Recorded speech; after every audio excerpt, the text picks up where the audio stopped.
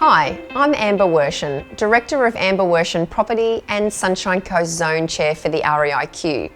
This is a summation of the March quarter for 2016 and it's very positive news all round. The Sunshine Coast residential property market is continuing to perform positively, reporting one of the largest median sales price growths in Queensland over the past 12 months, equivalent to 4% for houses and 5.6% for units. The Sunshine Coast has been identified as one of the state's regions with the largest economic potential. This is due to the massive infrastructure works presently underway, along with several anticipated for the future. Economic growth will create employment opportunities, which will boost demand for property now and well into the future. We have been really starting to feel the impact of some of these projects in the past 12 months, and the momentum is expected to continue. Looking specifically at the housing market on the Sunshine Coast, during the March quarter, we saw a slight increase in the median sale price from $505,000 to $515,000. The average days on market for the Sunshine Coast remained relatively steady and close to 90 days. The number of listings did reduce, which has impacted on volume of sales, and the largest activity recorded in the house market during this period ranged between $500,000 and $1 million. Moving on to the unit market on the Sunshine Coast, which has remained relatively steady over the March quarter, with the median sale price increasing to $385,000. The average days on market for units was slightly longer than houses and reached 107 days during the March quarter. The rental market vacancy rates on the Sunshine Coast remained tight, and new developments appeared insufficient in the region to meet the rental demand. Despite only modest rental increases, demand was still exceeding supply, and the region's vacancy rates remained below the healthy range of 1.5%.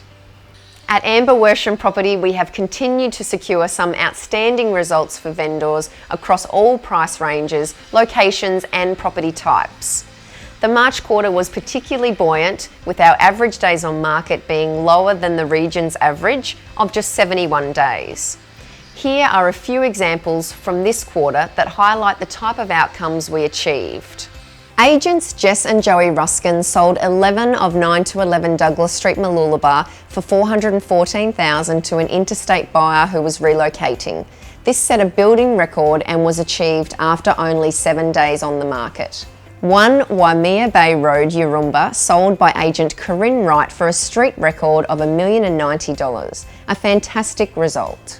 Mark McGill and Michael Walpole sold 704 of 21 Douglas Street, Mooloolaba for $580,000 shortly after the building was completed, for a 12% increase in price from the time they signed the contract to the time of sale. Gareth Lee Ferrari and Tristan Brown thrilled their vendors at 37 Isabella Avenue, Nambour with the result they secured. This home had been previously on the market with a local agent for $425,000 for 90 days with minimal interest and no offers. Our agents refreshed the copy, had new photos done, and in combination with their professional finesse, managed to sell it at the first open home for $435,000. They had 17 parties through in that first weekend.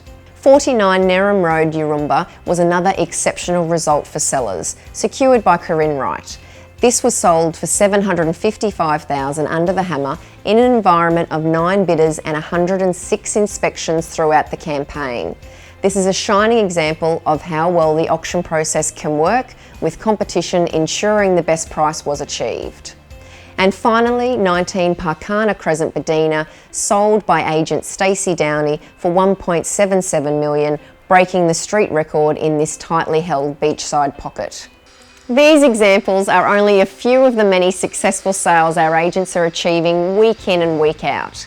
These results are a combination of a healthy market and also the dedication and professionalism of our highly trained team, whom always go the extra mile.